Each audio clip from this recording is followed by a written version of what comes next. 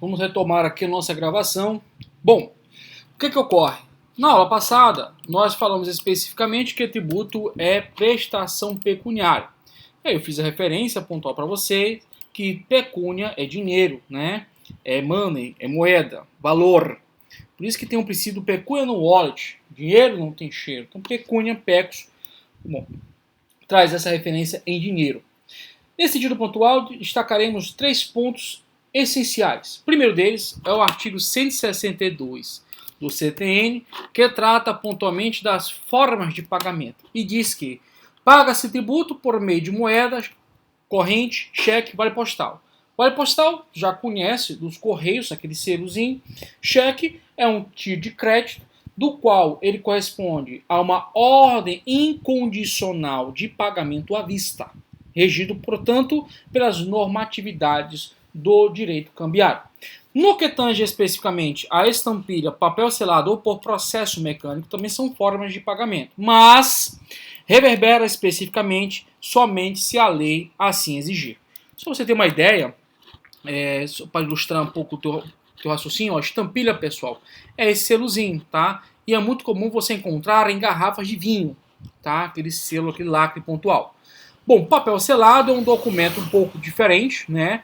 E já não é tão usual, mas aqui traz a carga pontual de serem também formas e instrumentos de pagamento de tributo. Tudo bem? O que importa é você memorizar que não há exigência de lei no que tange ao que turma, no que tange a moeda corrente, cheque ou vale postal. Mas há exigência de lei se for feito pontualmente por intermédio de estampilha, papel selado ou por processo mecânico. Essa essência está no artigo 162. Vamos lá? 162 do CTN, que diz o seguinte: o pagamento é efetuado em moeda corrente, cheque ou vale postal, e em seguida, nos casos em que a lei assim define, para estampilha, papel selado ou por processo mecânico. Processo mecânico, pessoal, não é mais usual, tá? É uma forma também de pagamento, mas não usual atualmente.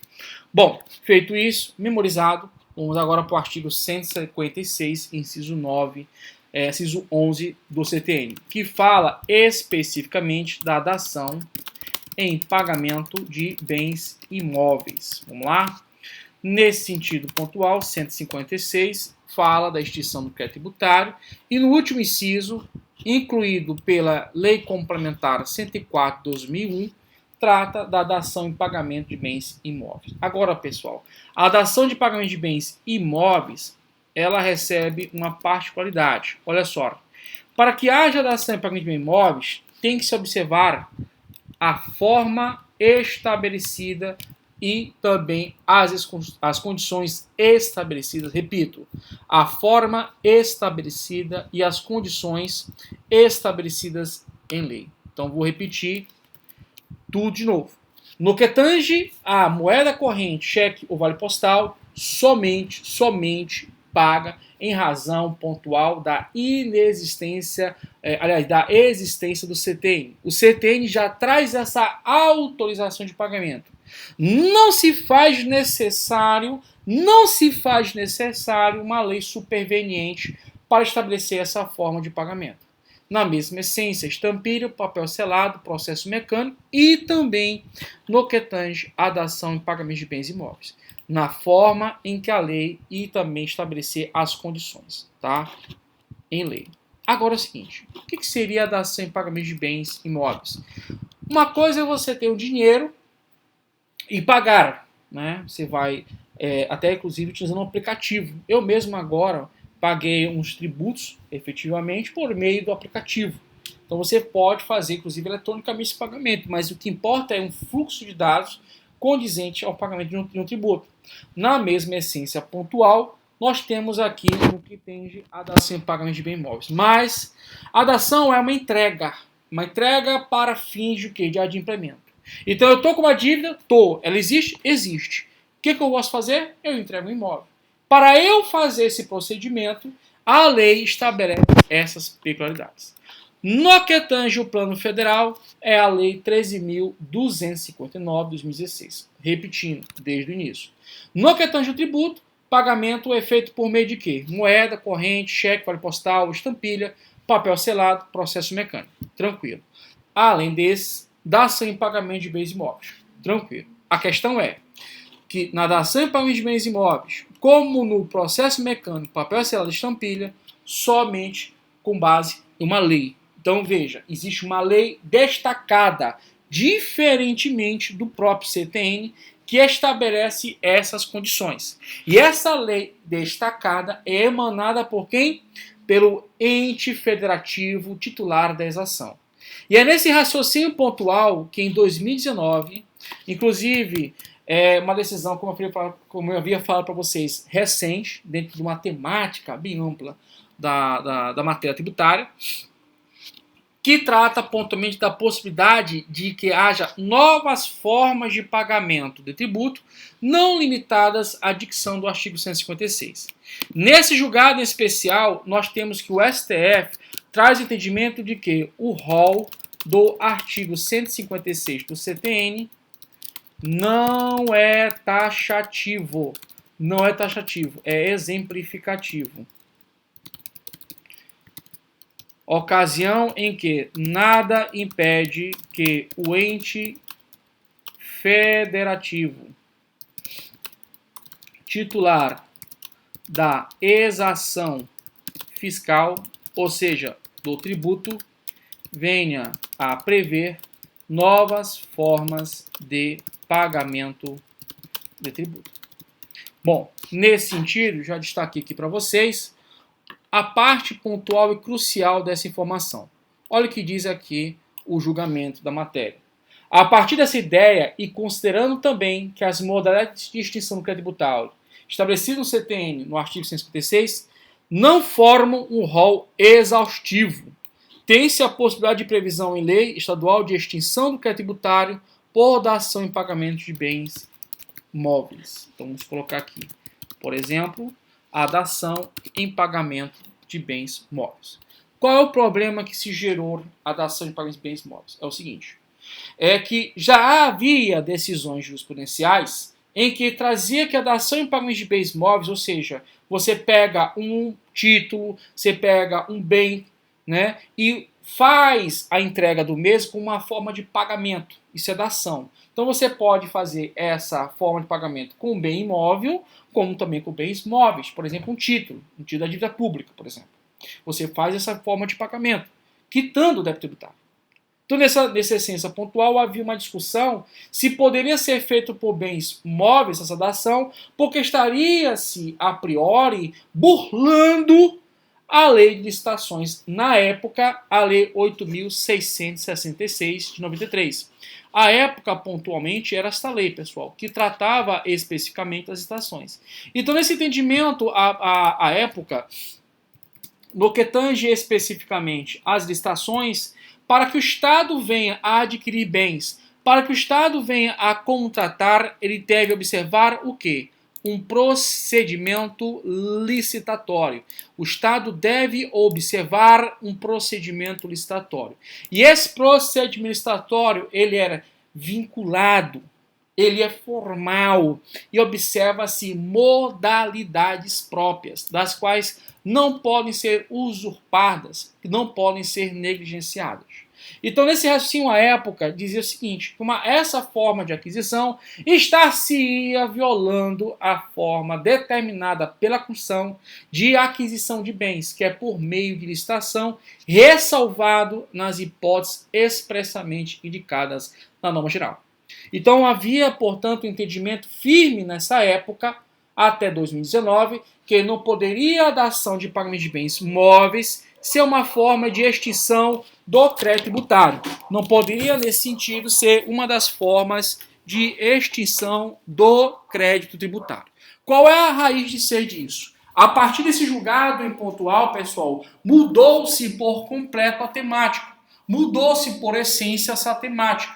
Então, veja, ante o fato de discutivelmente o dinheiro, o papel moeda, o cheque, o vale postal serem forma de extinção do crédito tributário, porque independe de lei, está no CTN, então toda e qualquer outra forma pode ser decorrente de quê? De uma lei do ente federativo tributante. Olha o que diz, inclusive, a doutrina. A dação em pagamento, na lei civil, dá-se quando o credor consente em receber prestação diversa da que lhe é devida. O Código Tributário Nacional, num texto acrescentado pela Lei Complementar 104/2001, só prevê a dação de imóveis, o que não impede, a nosso ver, que outros bens, títulos públicos, olha aí, ó, títulos públicos, por exemplo, sejam utilizados para esse fim. Sempre, obviamente, na forma e condições que a lei estabelecer. Forma e condições que a lei estabelecer. Somente lei pode estabelecer forma de pagamento. Nesse sentido pontual, suponhamos que seja um município, lei municipal. Suponhamos que seja o Distrito Federal, lei distrital. Suponhamos que seja o Estado, lei estadual. Suponhamos que seja a União, lei federal. Bom, nesse sentido, concluindo, o rol do artigo 156 não é exaustivo. Se a lei pode o mais, que vai até ao perdão da dívida tributária, pode também o menos, que é regular outros modos de extinção do dever de pagar tributo. A dação em pagamento, por exemplo, não figura naquele rol até acrescentada pela Lei Complementar 104/2001. Com essa lei, só se refere à dação de bens imóveis. A dação de outros bens continua não listada, mas nem por isso se deve considerar banida. Outro exemplo que nem sequer necessita de disciplina específica na legislação tributária é a confusão que, nesse sentido pontual, pessoal, nós vamos ter um ponto específico de falar da confusão e da inovação, tá? Calma que as coisas vão devagar, tá? Nós estamos aqui gradativamente trazendo conhecimento, inclusive interdisciplinar. Bom, que extingue a obrigação se, na mesma pessoa, se confunde a qualidade de credor e a de devedor. Há também ainda a inovação. Eu queria deixar bem claro para vocês, um dos temas mais últimos da matéria tributária é legislação tributária, tá? Mas eu queria falar o seguinte para vocês de início.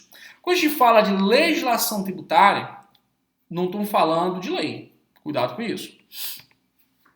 Lá no artigo 96 do CTN, eu tenho a informação do que é legislação tributária. E você vai ver que o termo legislação tributária é muito mais amplo do que lei. Vamos rapidamente ao CTN, vamos aqui ao artigo 96.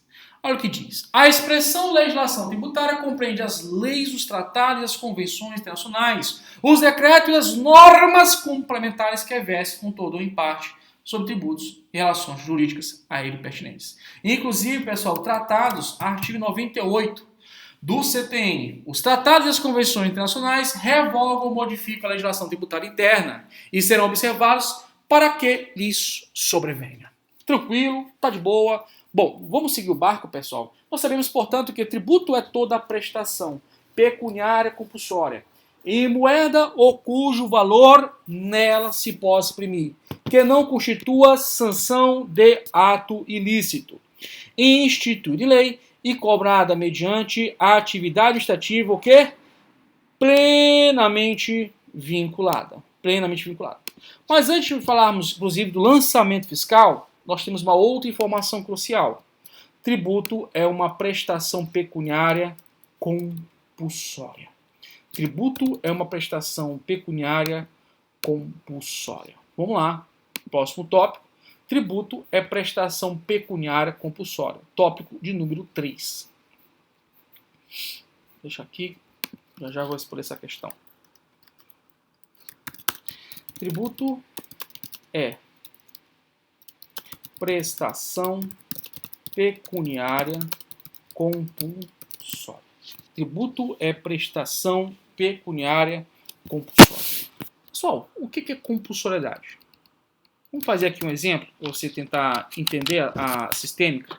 Olha só, tu já imaginou tu pegar o teu carnê de IPTU e ir lá no fisco, lá no município, na prefeitura ou na Secretaria de Fazenda do município, que é o CENFAZ, tá? Vamos só estabelecer mais distinções aqui. Pessoal, Receita Federal é União,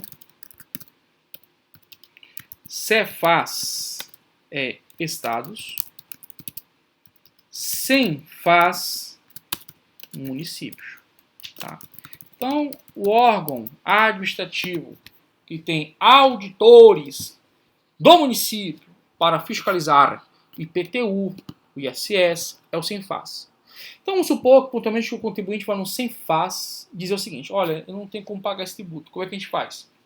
Aí, evidentemente, tem todo um contexto para compensar crédito, né? Verificar se é uma situação de moratória, enfim. Mas vamos supor pontualmente que não haja nenhum benefício fiscal para esse cara. E aí, o que ele vai fazer? O auditor vai olhar para você, para esse rapaz, no caso, vai dizer o seguinte: cara, eu gostei de ti, olha, não vou te cobrar tributo. Será que existe essa hipótese, pessoal?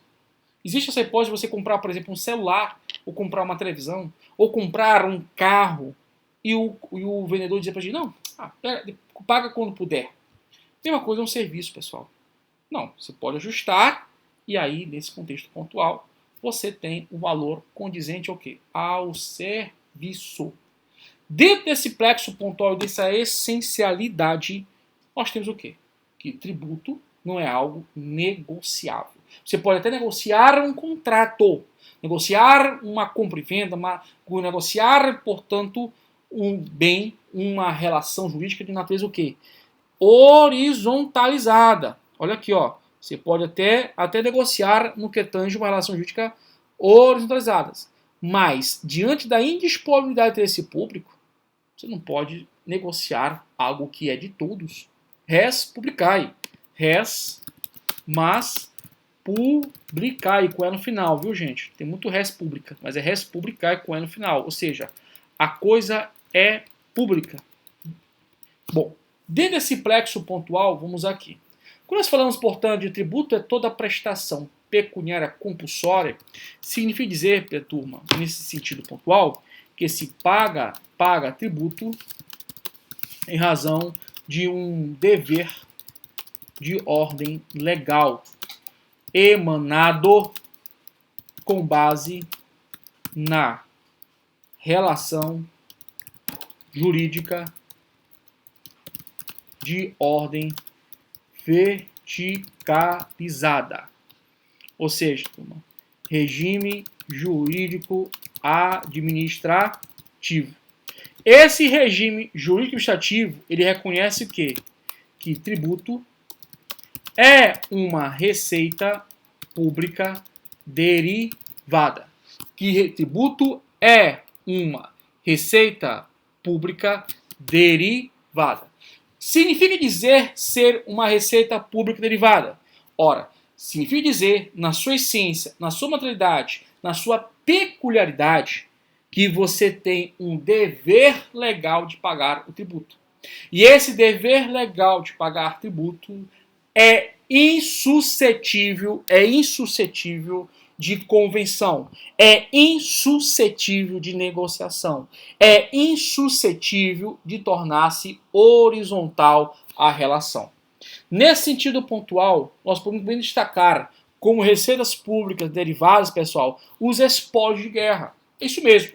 Quando um país ele é vencedor numa batalha, quando um país ele é vencedor numa batalha, o vencido submete-se ao vencedor, entregando todos os bens que possui.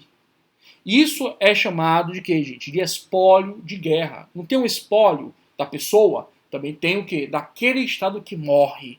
É os espólios de guerra. Só que o tributo, ele tem uma característica interessante.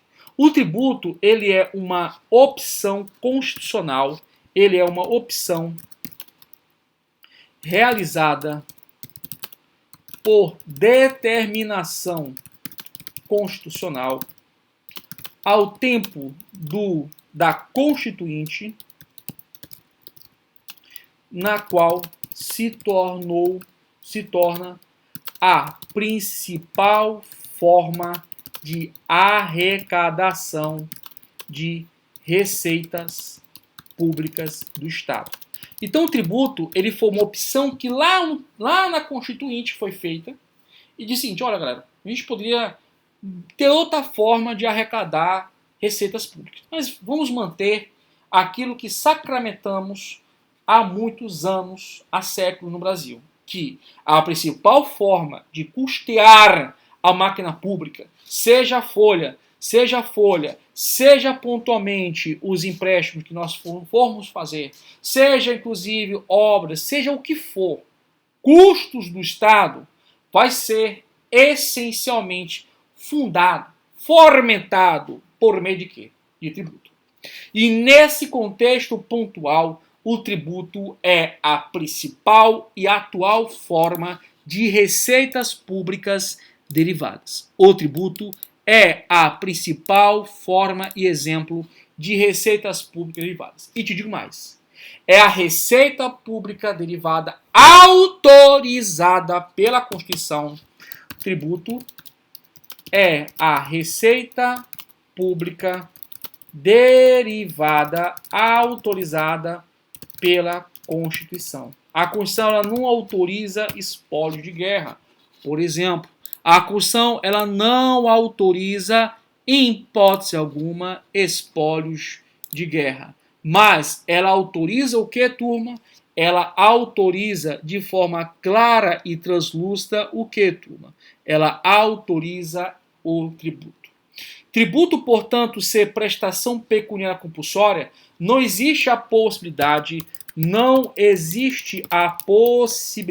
de negociar o pagamento de tributo como se fosse um contrato, pois a esfera de relação jurídica é verticalizada, ou seja, regime jurídico administrativo. Bom, então o que ocorre? Do não pagamento de tributo tem que ter uma consequência, não é verdade? Do não pagamento de tributo tem uma consequência. Porque se trata de quê? De uma receita pública derivada. Tributo é uma receita pública derivada. Então, qual é a consequência natural de não pagar tributo? Multa tributária.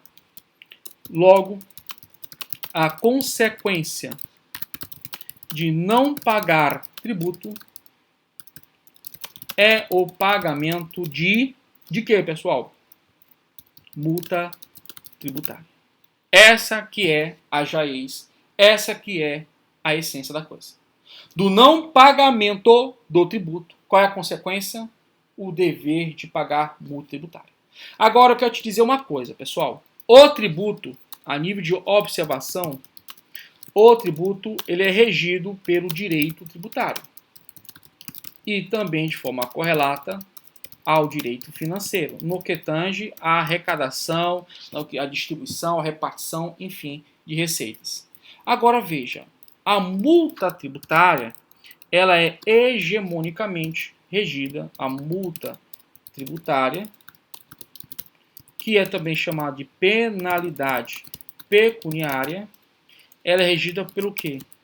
Pelo direito administrativo. Então, cuidado com isso, tá, turma? Cuidado mesmo.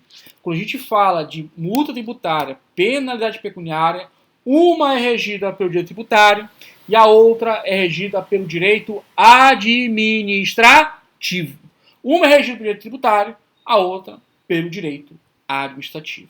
Tudo bem? Beleza. Agora, um outro ponto interessante. Existe uma divisão muito clara e translúcida entre receita pública derivada e receita pública originária. Vamos fazer aqui um parênteses. Receita pública derivada, do outro lado, receita pública originária.